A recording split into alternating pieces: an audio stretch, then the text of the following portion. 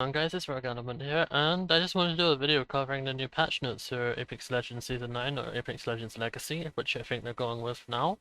It's Season 9 either way. There's a couple of things, I'll go over the patch notes, but there's also a thing I want to touch on real quick, is a free weekend at the moment going on for Titanfall 2. It's the Titanfall 2 Ultimate Edition, so it's not going to be, you can't get this free forever, as it says down here. It's on Steam. But until May 3rd from now, you can play Titanfall 2 for free because it's obviously Season 9 has got a lot of Titanfall focus. You'll be able to play Titanfall 2 for free. So I just wanted to give you the heads up for any PC players out there. You can grab Titanfall 2 now. But anyway, we're gonna go right into the patch notes. So I've already gone through all of this in terms of the arenas mode. I went through that in another video. If you want to check that, it's on the channel. But I did want to go over this because I didn't do a video on this. They released some new information on Valkyrie. So, passive VTOL jets. Use your jetpack to reposition or reach high places. You have limited fuel and cannot use weapons while flying. So, it's essentially, if you've ever played Overwatch, it's essentially a worse version of what Pharah can do. In terms of flying and having air superiority. But it's not as good because you can't shoot in the air. Which, I mean, in a game like Apex, I wouldn't really want you to be able to shoot in the air because it would make it very overpowered. But then we have the tactical, which is Missile Swarm. Fire a swarm of mini rockets which damage and disorient the enemy. I know that looks overpowered, but in the character trailer, it's described as more of a worse arc star damage, and all of the people who playtest have confirmed that. So it's not gonna be that good, but it will finish you off. So if she uses her tactical to like finish off her kill, she can do that. So be careful when fighting Valkyries out there.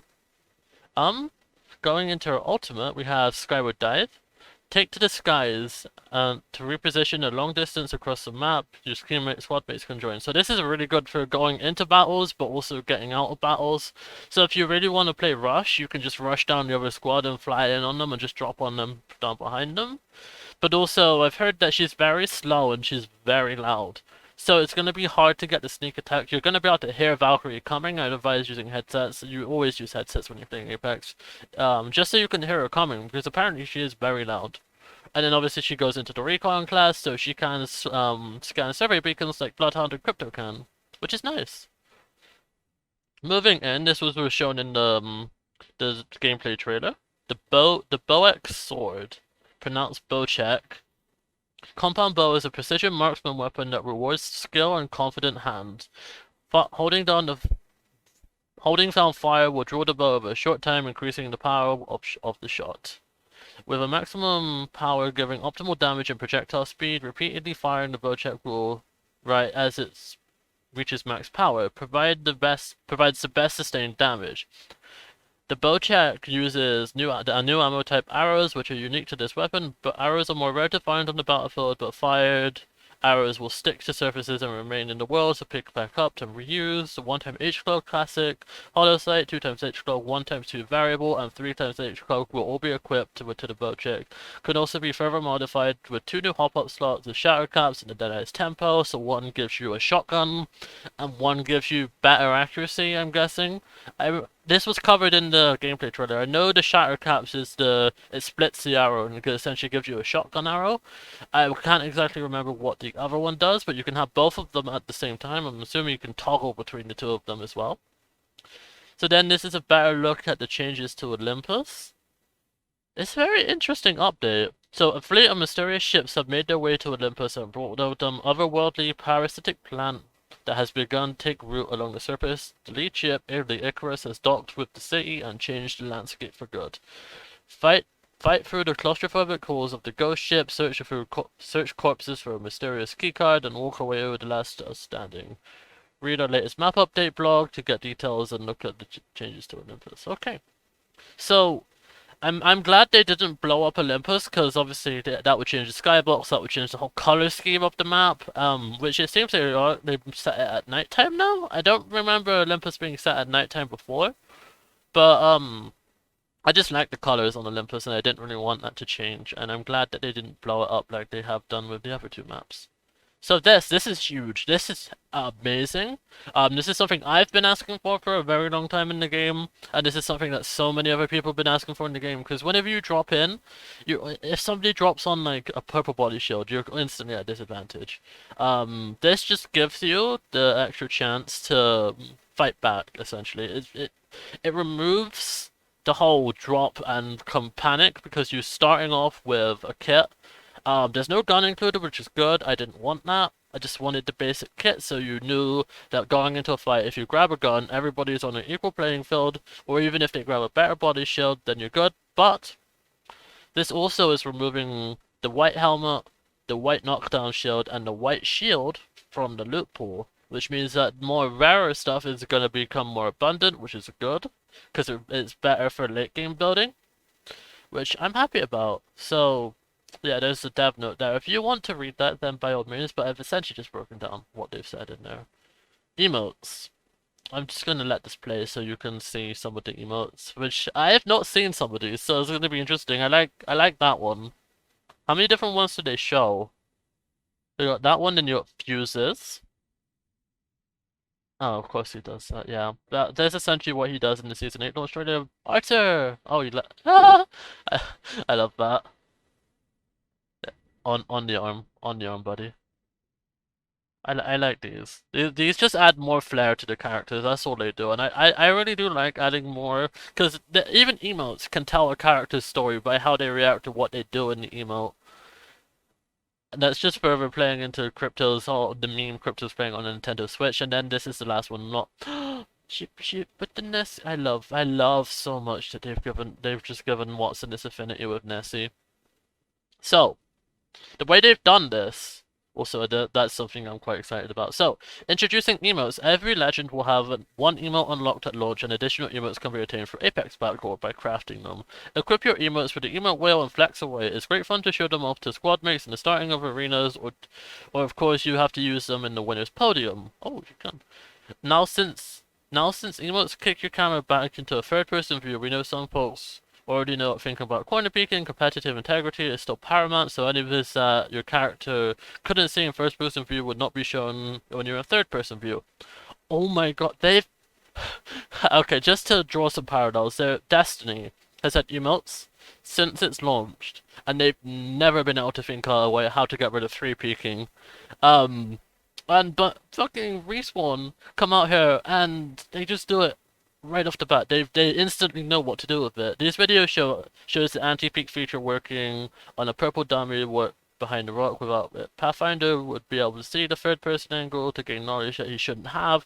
When mates have anti-peek enabled, there's no way to disable it. So here you go. So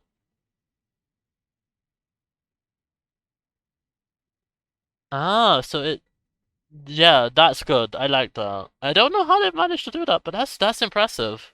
That is, I'll give them that. That is impressive. Oh yes, this skin is phenomenal. That's not bad. That's not a bad skin, but she already has a better skin. Oh, I like the inspiration for this. So, unlock the premium battle pass and level it up to unlock the new skins like Rampart's Crafty, Kitsune at premium level 25, and Demon Whisper at 50. So everybody's going to be going for 50. That's just such a good skin.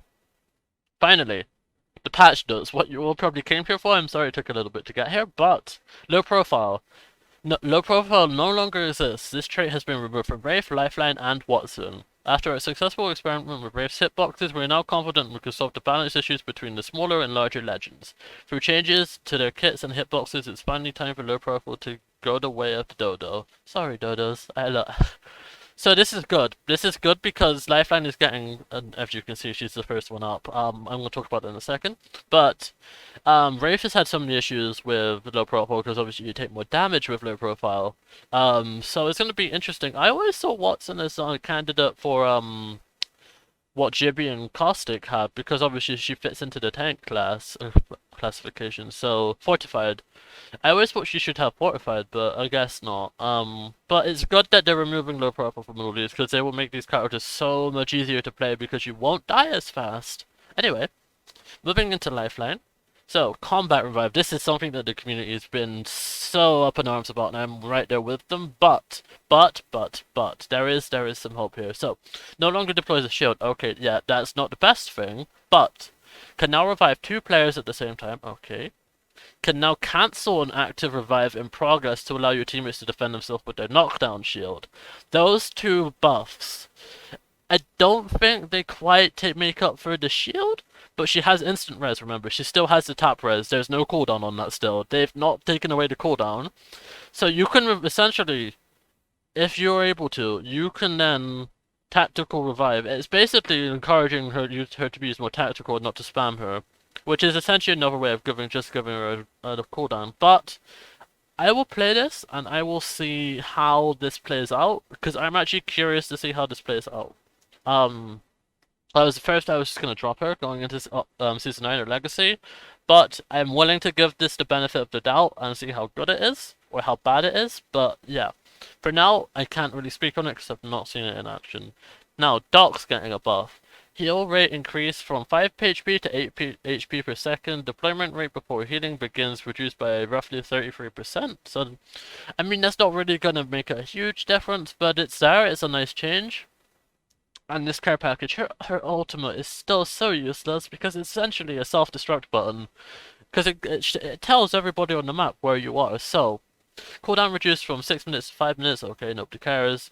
Now guarantees an upgrade if possible in 3 categories: body shield, other equipment, helmet, backpack, knockdown shield, and a weapon attachment based on your current team's gear. So it's still not the best.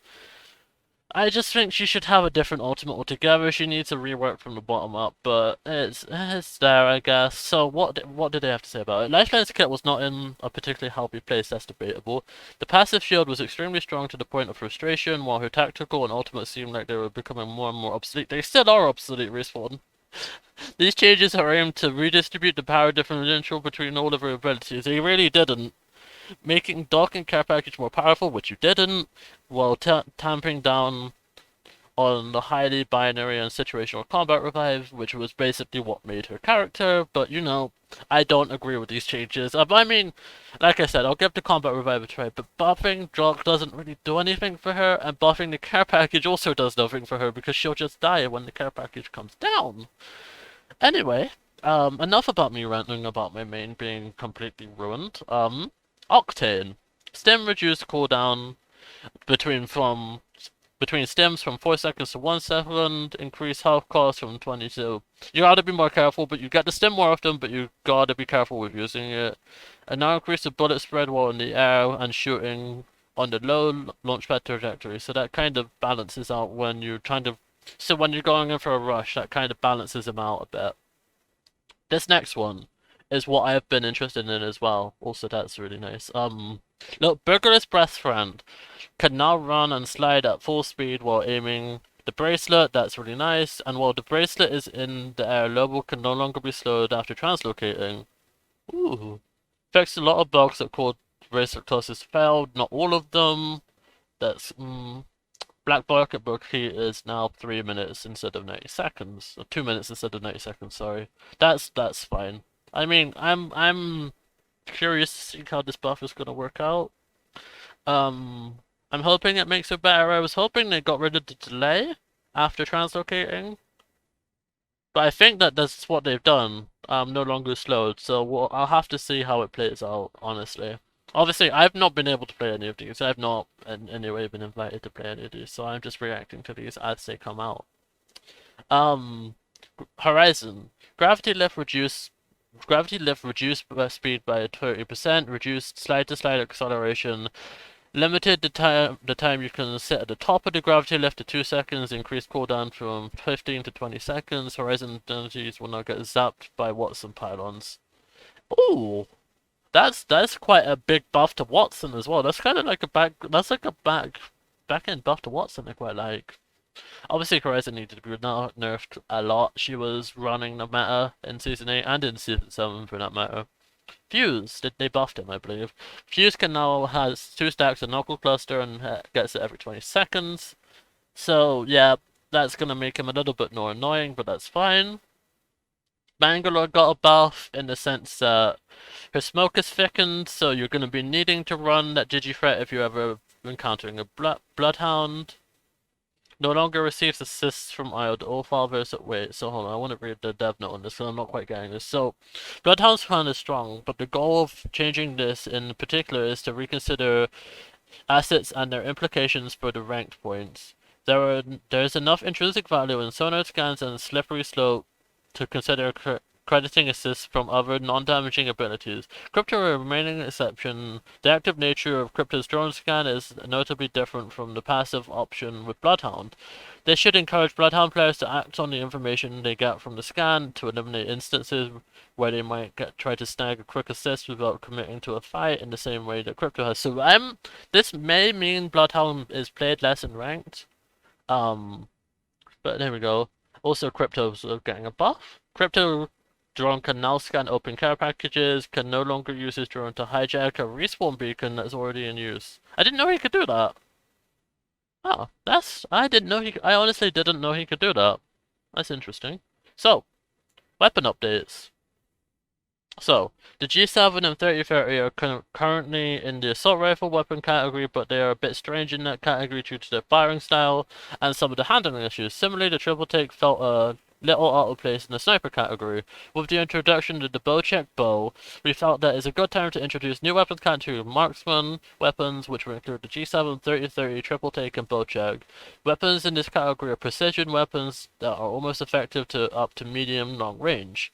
And the short and sort of in-betweens of assault rifles and snipers. This allows us to begin moving settings of these weapons towards more consistent values for the class and make the settings of ARs and snipers more consistent with less outliers. For starters, we are increasing the movement speed while aiming down sights with marksman weapons. That's really nice. They were at sniper speeds and will now be between sniper and AR speeds. Additionally, we have done some targeted normalization of hipfire spread of mounts. Supply drop rotation. The PK is finally coming out of the supply drops after so many months. I think it's been years at this point. It's over a year, I think.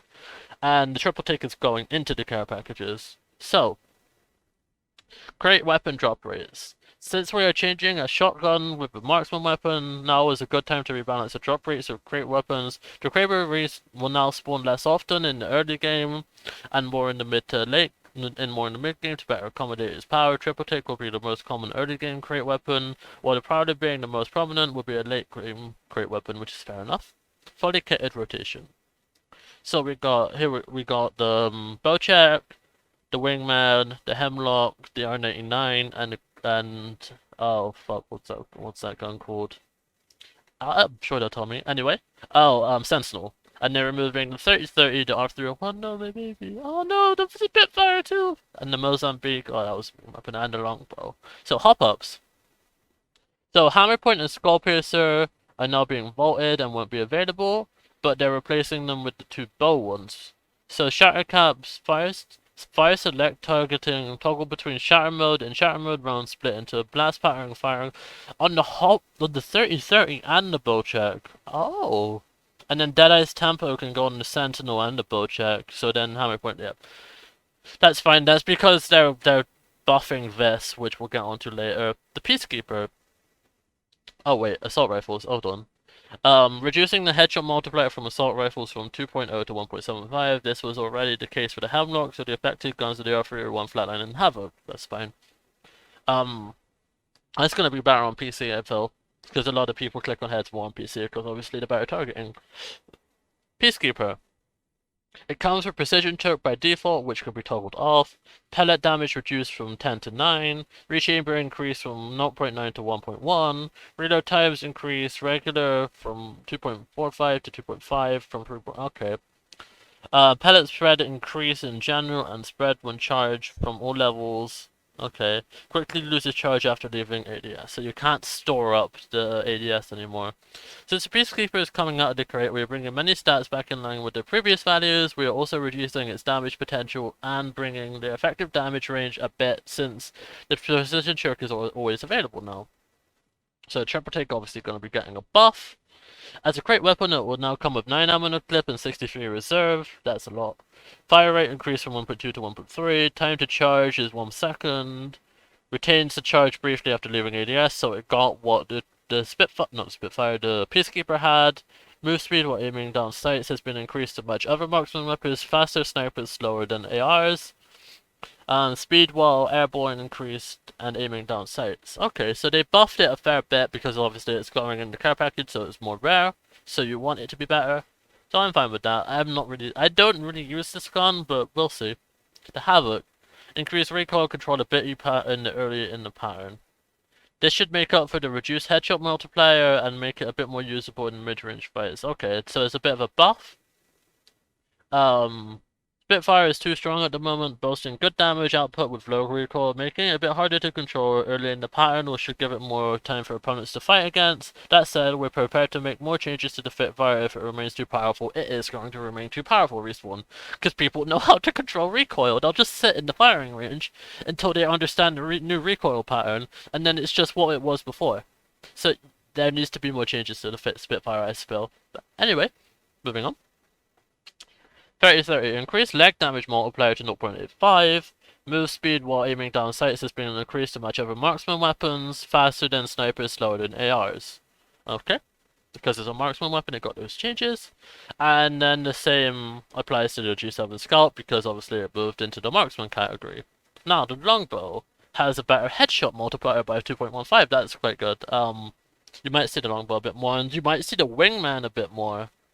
Obviously, because Skullpiercer is going away, so they're buffing these two. So they've essentially given the headshot multiplier to both of these weapons what they would have had with. It might be a little bit worse, I'm not exactly sure, but they've essentially given it the same thing. Or, if not a little bit worse. Mozambique. It now has 6 bullets in the magazine, and move the lower 2 pellets inward in the blast pattern, so we'll see. This brings up the baseline power level, so only finding a Mozambique in early matching gives you more of a fighting chance and makes up for the removal of hammer points. I'm assuming they've done the same thing. Yep. Oh, this might be deadly. But they've decreased its fire rate, so they're balancing it, giving it more damage, but it fires slower. Arc Stars. Aim and movement slow removed from initial stick, which is nice, so you'll only be slowed once it's blown up, which is nice. Quality of life. Oh, wait, correct. Badges are now sorted by categories and can be fitted by all, unlocked only. The suggestion came early from players, so thank you, it's so much better. That does look really nice. When looting death boxes, players can now see health bars from everybody on the team. Oh, that's cool. So that just means if you're in a death box and you come out of the death box and suddenly all of your players are just they just H'd it and died. So yeah, challenges can now be favorited by going into the challenges menu and right-clicking the challenge. That challenge can then be added to the new favorites and will appear in the lobby and in the match map screen. That's really nice. So this essentially gives you a way of tracking the challenges. Yeah, like here. So you can then track which ones you want to do. So some of these are PC changes. So pressing and holding F2 while in game will bring up the ability description page for your character. This is only available on PC, obviously. Players can now request better equipment by going into their inventory, pinging a piece of equipment. Oh, that's really nice. Your first reroll for challenges are free. Rerolling your challenges will now allow you to choose from BR focused or arenas focused, which is nice because if you only want to play arenas that day, you can get arena challenges up and going, or if you want to do BR that day, you can get all BR. Hollow sprays, quips, and emotes can be favorited. This will be used whenever players is prompted to do a random emote. Okay. Club invites you now include what you want to play when your club mates are a party invite via the club tab. This select as many club mates as you want to send an invite at once in a member list. Ranked fixed edge cases where an abandonment penalty will be incorrectly applied due to server errors. That's really nice. I've had that happen.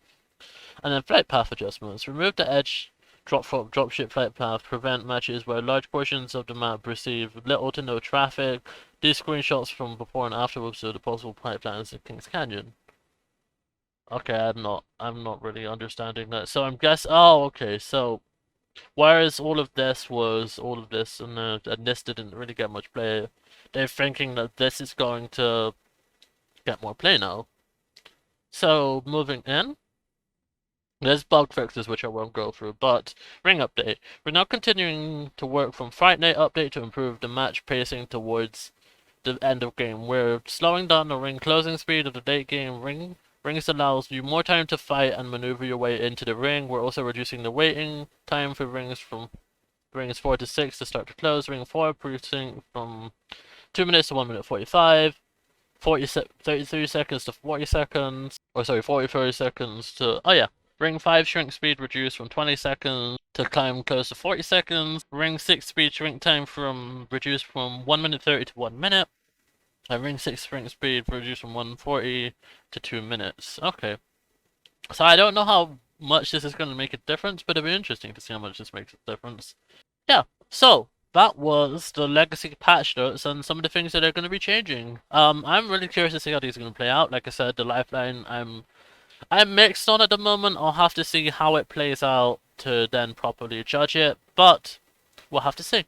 So, what did you think of the Season 9 or the Apex Legends Legacy patch notes? Let me know in the comment section below. Like this video if you enjoyed, subscribe if you're new, and I'll see you guys in the next video. Bye!